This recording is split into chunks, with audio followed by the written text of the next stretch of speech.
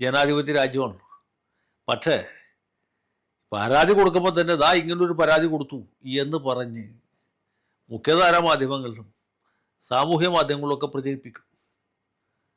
രാഹുൽ മാങ്കൂട്ടത്തെ ബലാത്സംഗം ചെയ്ത് ഗർഭിണിയാക്കി എന്ന് പറഞ്ഞ് പരാതി കൊടുക്കുന്ന ആളുകളുണ്ട്. അങ്ങനെയുള്ള പരാതികൾ കൊടുക്കുന്നവരുണ്ട്. പരാതിക്കാരി വ്യാജ പരാതി കൊടുത്തു എന്ന് പറഞ്ഞ് പരാതി കൊടുക്കും.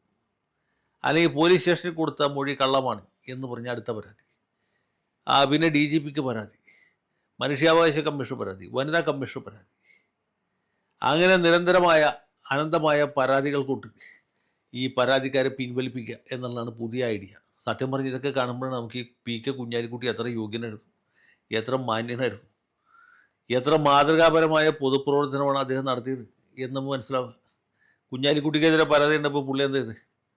പുള്ളി ഈ പരാതിക്കാരെ ഓരോരുത്തരെയും വിളിച്ച് അവർ ചോദിച്ച അത്ര പൈസ കൊടുത്തു.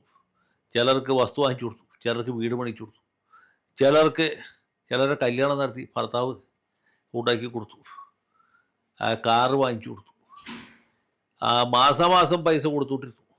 ആഴ്ചയിൽ വേണ്ടവർക്ക് ആഴ്ചയിൽ പൈസ കൊടുത്തുകൊണ്ടിരുന്നു. ഏതെങ്കിലും ഒരു പരാതിക്കാരിക്കെതിരായിട്ട് കുഞ്ഞാലിക്കുട്ടിയോ മുസ്ലിം ലീഗിൻ്റെ ഏതെങ്കിലും ഒരു നേതാവ് എവിടെയെങ്കിലും വെച്ച് പരാതി കൊടുക്കുകയോ അവരെ ആക്ഷേപിക്കുകയോ അവഹേളിക്കുകയോ എന്തെങ്കിലും ചെയ്തു? ഒരിക്കലും ചെയ്തില്ല. അവരെക്കുറിച്ച് മറ്റു പല ആളുകളും പല ആവാസതരങ്ങളും പറഞ്ഞുവെങ്കിൽ പോലും കുഞ്ഞാലിക്കുട്ടിയോ അദ്ദേഹത്തിൻ്റെ സിൽബന്ധികളോ ഭൂതഗണങ്ങളോ ഒരിക്കലും പറഞ്ഞില്ല. ഇതുപോലെ തന്നെ കുപ്രസിദ്ധി നേടിയ മറ്റു പല നേതാക്കന്മാരുണ്ട്. ഞാൻ പേരെടുത്ത് പറയാത്തത് ഈ എണ്ണം വളരെ കൂടുതലായതുകൊണ്ടാണ്. അവരാരും ഇങ്ങനെ ചെയ്തിട്ടില്ല. ഇങ്ങനെ ചെയ്ത ഒരേ ഒരാൾ സത്യം പറഞ്ഞാൽ ഈ ന്യൂജൻ രാഷ്ട്രീയക്കാരനായ രാഹുൽ മാങ്കൂട്ടത്തിൽ മാത്രമാണ്. ഇനിയിപ്പോൾ അദ്ദേഹത്തെ നാളെ കോടതി ശിക്ഷിച്ചാലും വെറുതെ വിട്ടാലും പുള്ളിയുടെ ഈ വളരെ പുതുമയാർജിച്ച ഈ തന്ത്രമുണ്ടല്ലോ, അതിന് നമ്മൾ വേറെ എന്തെങ്കിലും ഒരു സമ്മാനം കൊടുക്കണം. അന്തഹന്തക്കിന്ത പട്ട് എന്ന് പറഞ്ഞ പോലെ ഇദ്ദേഹത്തിന് വീരശൃംഖലയ്ക്കും വീരാളിപ്പട്ടിനും അർഹതയുണ്ട് എന്നാണ് എൻ്റെ ഒരു തോന്നൽ.